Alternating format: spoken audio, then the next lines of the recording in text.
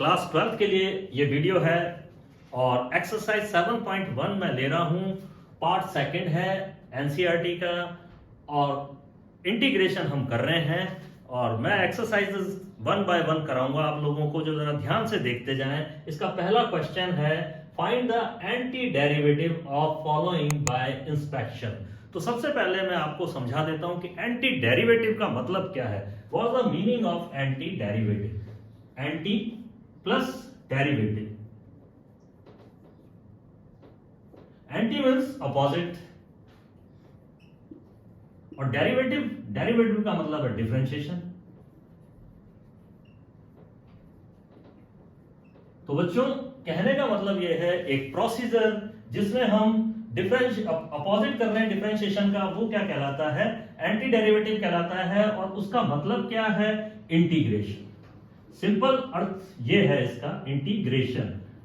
यानी आपको क्या करना है? इंटीग्रेशन करना है। किसी भी फंक्शन का इंटीग्रेशन आप कर रहे हैं, किसी भी फंक्शन का इंटीग्रेशन आप कर रहे हैं तो वो क्या कहलाता है? एंटी डेरिवेटिव, यानी opposite of differentiation. Procedure of opposite procedure of differentiation is called integration. इतनी सी बात आपको समझनी है। और पहला ही क्वेश्चन है आपका एंटी डेरिवेटिव फाइंड करना है। और किससे करना है? इंस्पेक्शन से करना है। इंस्पेक्शन का मतलब क्या है? आपको केवल देखना है और आंसर देना है, देखना है और आंसर देना है। तो जैसे मैं जनरलाइज रूप में आपको मैं कोई क्वेश्चन बता रहा हूं, एक एग्जांपल ले लेता हूं कि आपको इंटीग्रेशन करना है e की पावर ax dx, इसका इंटीग्रेशन करना है। तो सबसे पहले आपको यह समझना होगा कि आप क्या इसका डिफरेंशिएशन जानते हैं। इंटीग्रेशन केवल उन्हीं फंक्शन का होगा जिसका डिफरेंशिएशन आप जानते हैं, हर एक का नहीं होता है इंटीग्रेशन। याद रखें ये चीज कि डिफरेंशिएशन जिस फंक्शन का आप जानते हो उसी का इंटीग्रेशन होगा। डिफरेंशिएशन आप किसी का भी कर सकते हो। आप डिफरेंशिएशन तो एक लंबी रेलगाड़ी है उसका भी कर सकते हो आप, ठीक है, लेकिन इंटीग्रेशन केवल उसका होगा जिसका की डिफरेंशिएशन आप जानते हैं, नहीं तो नहीं होगा। ये आप हमेशा अपने दिमाग में डाल लें। तो सबसे पहले आप ये देखिए कि e की पावर x, मोटा x का डिफरेंशिएशन क्या आप जानते हैं? तो बिल्कुल आप जानते हैं इसका डिफरेंशिएशन, कि इसका डिफरेंशिएशन होता है e की पावर x होता है। लेकिन e की पावर ax का डिफरेंशिएशन क्या होता है आपका? तो e की पावर ax का डिफरेंशिएशन ये होता है, बिल्कुल आप जानते हैं इस तरह से। तो आपको मैंने सब्स्टिट्यूशन मेथड, अब आप देखते जाइए, हर एक चीज को मैंने होमवर्क पहले ही करा दिया है आपको। मेरे वीडियोस जो मैंने पुराने वीडियोस जो बनाए हुए हैं उन वीडियोस में आप जाइए और देखिए कि मैंने स्टेप बाय स्टेप बताया है, सब्स्टिट्यूशन मेथड बताया है आपको, ठीक है ना। तो आपको क्या बताया सब्स्टिट्यूशन मेथड में, कैसे बताया है? आप क्या करिए, ax को पुट कर दीजिए, ax को t पुट कर दीजिए। अभी आपको एक प्रोसीजर से बता रहा हूं, बाकी आपको इंस्पेक्शन से करना है तो पहले प्रोसीजर बताऊंगा फिर इंस्पेक्शन। देखा और किया, देखा और किया, यानी दागो और भागो, ठीक है, यानी गोल मारा और भागो आप, ठीक। तो ये देखिए आप dx और a, केवल इसका डिफरेंशिएशन इतना ही होगा, a x का डिफरेंशिएशन dx हो गया और ये हो गया dt। तो कहने का मतलब ये है कि इसमें अगर मैं a की मल्टीप्लाई कर दूं तो ये dt में जाने के लिए तैयार है, it goes to t dt, और ये हो गया 1/a। सिंपल, e की पावर x का इंटीग्रेशन कर रहे हैं, सब्स्टिट्यूशन में चले जाए। सब्स्टिट्यूशन मैंने बहुत अच्छे से समझाया हुआ है आपको। तो i इज इक्वल टू, तो प्रोसीजर बता रहा हूं पहले तो आपको, तो 1/a और अब आप पुट कर दीजिए। तो e की पावर x तो हो गया dt, et और ये हो गया dt, ये पूरा पूरा dt में चला गया, ठीक है, आफ्टर सब्स्टिट्यूशन। तो 1/a और et का इंटीग्रेशन आपका हो गया et और प्लस c। तो यानी कि आपने इसका डिफरेंशिएशन पता था आपको तो किया है, ठीक है, et, और अब आप इसकी वैल्यू पुट कर दीजिए 1/a और e की पावर ax प्लस c। यह आंसर आ गया आपका। This is the procedure. अब आपने इसमें क्या सीखा? यानी कहने का मतलब यह है कि डिफरेंशिएशन करते हैं तो मल्टीप्लाई में आता है, जो कांस्टेंट है वो मल्टीप्लाई में आता है। और यहां पर देखिए इंटीग्रेशन में क्या हो गया, ये आ गया आपका डिवाइड में। यानी जैसे ही आप और भी कोई एग्जांपल ले लेते हैं, अब आपको डायरेक्ट बताता हूं बाय इंस्पेक्शन, यानी ये क्वेश्चन इंस्पेक्शन से कर रहे हैं ना आप। तो देखिए अब आप cos ax dx, cos का इंटीग्रेशन कर दीजिए आप। तो cos का इंटीग्रेशन होता है sin ax, मन में तो सोचा x लिख दिया sin ax और प्लस c। अब आप इसमें एक एक्स्ट्रा चीज क्या आई हुई है, ए आया हुआ है कांस्टेंट, तो अब आप उसको यदि डिफरेंशिएशन होता तो इनटू में लिखते, यहां पर अपॉन में लिखना है, बस इतनी सी बात है। समझ गए मेरी बात आप? यानी कि कांस्टेंट को हमें क्या करना है, इसकी अपोजिट प्रोसीजर है तो अपॉन में लिखना है, अपॉन ए।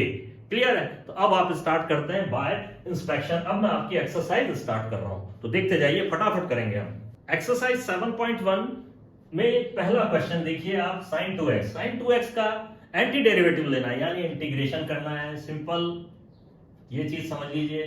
तो देखिए आप, sin 2x किसका डिफरेंशिएशन है? आप ऐसे सोचेंगे किसका डिफरेंशिएशन है, यही तो इंस्पेक्शन है। तो देखिए आप, तो sin 2x किसका डिफरेंशिएशन है? cos 2x का है, और cos 2x का डिफरेंशिएशन में माइनस आएगा, क्योंकि sin 2x तो क्या देता है, माइनस देता है ये, और 2 नीचे आ गया और प्लस c, ये आंसर आ गया आपका।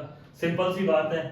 cos 3x वापस करते हैं हम, cos 3x किसका डिफरेंशिएशन है? आप सोचेंगे ऐसे, इमेजिनेशन में जाएंगे आप, तभी होएगा ये।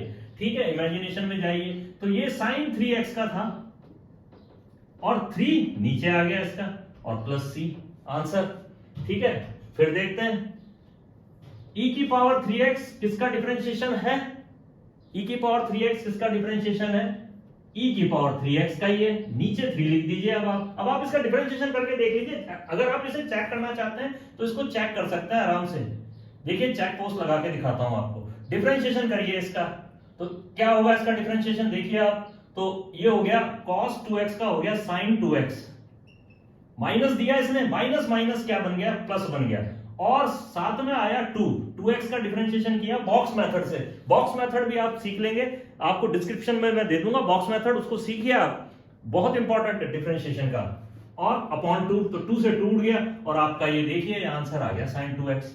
तो बात समझ में आ गई कि नहीं आ गई? इसी तरह से इसका करेंगे आप, 3 बाहर आएगा, cos बनेगा, cos 3x का 3 आया बाहर, वो 3 उड़ गया, cos 3x बन गया। इसी तरह से e की पावर 3x का डिफरेंशिएशन आप करते हैं तो आपका 3 देगा इंटू 3, वो 3 से 3 कैंसिल हो गया, और वापस आपका e3x करके देखिए आप बच्चों। और c जो लगा रहा हूं ना मैं, ये c डिफरेंशिएशन जब आप करते हो, कांस्टेंट का डिफरेंशिएशन करते हो तो 0 हो जाएगा।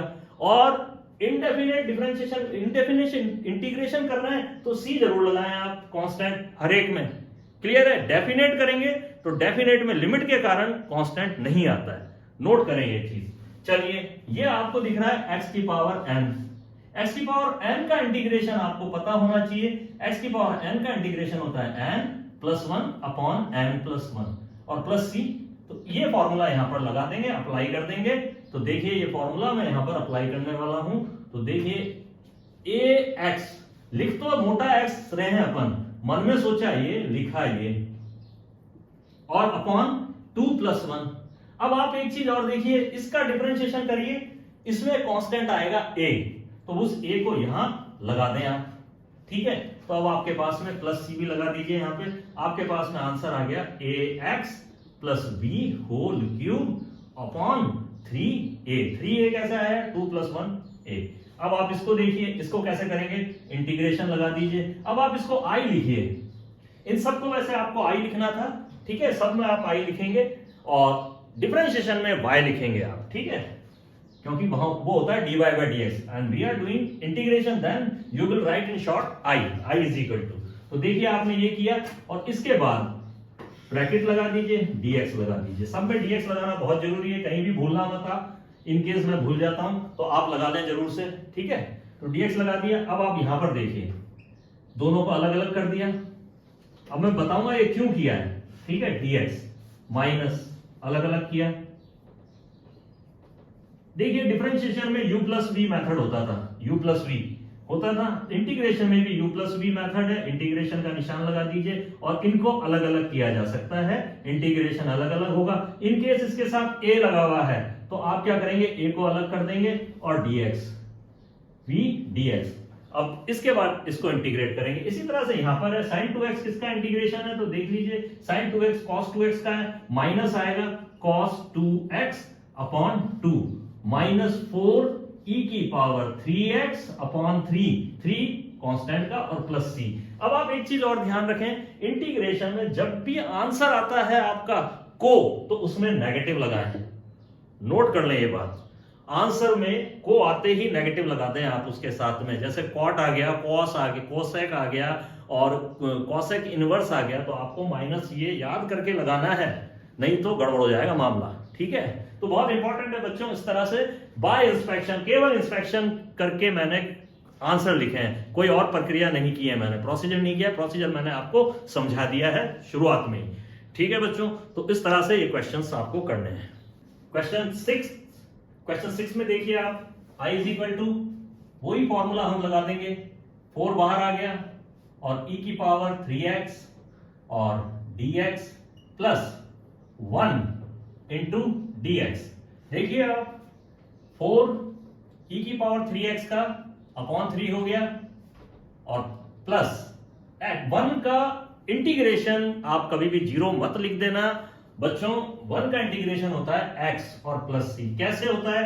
x की पावर 0, 1 का मतलब है x की पावर 0 और 0 में 1 ऐड किया और आपके पास में 0 प्लस 1 यानी कि x आ गया। नोट कर लें ये चीज, आप कभी 0 मत लिख देना और प्लस c आंसर आ गया आपका। अब आप देखिए यहाँ पर मल्टीप्लाई कर दीजिए आप इसको, ये हो गया एक्स स्क्वायर और इसको इससे मल्टीप्लाई किया और फिर इसको इससे मल्टीप्लाई किया प्लस 1 और dx और आगे आप HW आंसर लिख लेंगे इसका। इसके बाद आप यहां पर देखते हैं i इज इक्वल टू आपके पास में a बाहर आ गया, एक्स स्क्वायर प्लस b बाहर आ गया, dx जरूर लगाएं और ये हो गया x dx और प्लस c बाहर आ गया और 1 इंटू dx। इस तरह से फटाफट करते जाइए आप, a x cube upon 3 plus b x square upon 2 plus c x और प्लस c1 क्यों लिखा है? क्योंकि यहाँ c आ गया है इसलिए मेरे को कोई कांस्टेंट को नाम देना है। आप k लिख दीजिए, कोई दिक्कत नहीं है, आप k भी लिख सकते हैं। अपने को कुछ भी लिखना है, आप e भी लिख सकते हैं, f भी लिख सकते हैं, तो आप c1 c2 आप ज्यादातर इस्तेमाल करें। तो बच्चों क्वेश्चन 9 HW है, क्वेश्चन 10 हम करने जा रहे हैं। तो ये देखिए a माइनस बी का होल स्क्वायर हम यहाँ पर खोलेंगे। तो यहाँ पर देखिए आप a माइनस बी का होल स्क्वायर खोलते हैं तो ये हो गया रूट x का स्क्वायर क्या होता है? x, 1 upon x square plus का आएगा, ये हो गया 1 अपॉन एक्स। इंटीग्रेशन लगाते जाइए साथ के साथ और अलग अलग करते जाइए जिससे आपका टाइम वेस्ट नहीं हो। और ये दोनों कैंसिल हो गए, 2ab, a और b कैंसिल हो गए, माइनस का 2 आ गया, 1 dx। ठीक है, तो इस तरह से आपने ब्रैकेट भी खोल लिया, स्टेप भी लिख दिया आपने। अब आप देखिए x की पावर 1 तो ये हो गया x square by 2 plus x की पावर माइनस 1, आप x की पावर माइनस 1 इसमें नहीं लगाएंगे, यानी कि n प्लस 1 इसमें नहीं लगेगा। याद रखना ये बात, बच्चे करते हैं गलती, तो ये चीज मैं आपको समझा दूं, ये आपका इंपॉर्टेंट स्टेप है। 1 अपॉन एक्स जो होता है लॉग एक्स होता है, क्योंकि यहां यदि ये कर दिया आपने तो इन्फिनिटी बन जाएगा, ये इन्फिनिटी यानी गड़बड़, समझ लें इस चीज को आप। ठीक है, तो log x और माइनस 2 और प्लस c, तो बच्चों 2x, 1 का x हो गया।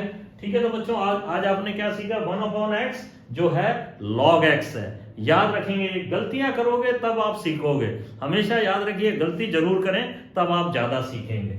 चलिए अब आप अगला क्वेश्चन देखते हैं। तो इसमें मैं डायरेक्ट करता जा रहा हूं, सबको अलग अलग करते जाइए। u अपॉन v मेथड नहीं होता इंटीग्रेशन में, नोट कर लें ये चीज आप। u अपॉन v मेथड केवल डिफरेंशिएशन में होता है और यहां पर नहीं होता है। u अपॉन v मेथड आपने किया है, u इंटू v मेथड जरूर होता है, बाय पार्ट्स होगा, वो आगे सिखाऊंगा मैं आपको। तो यहां पर देखते जाइए, अलग अलग करते जाइए और ये हो गया x dx, डिवाइड कर दिया, फटाफट से करते जाइए, 5 इंटू 1 dx, अलग अलग करता जा रहा हूं सबको और लिखता भी जा रहा हूं।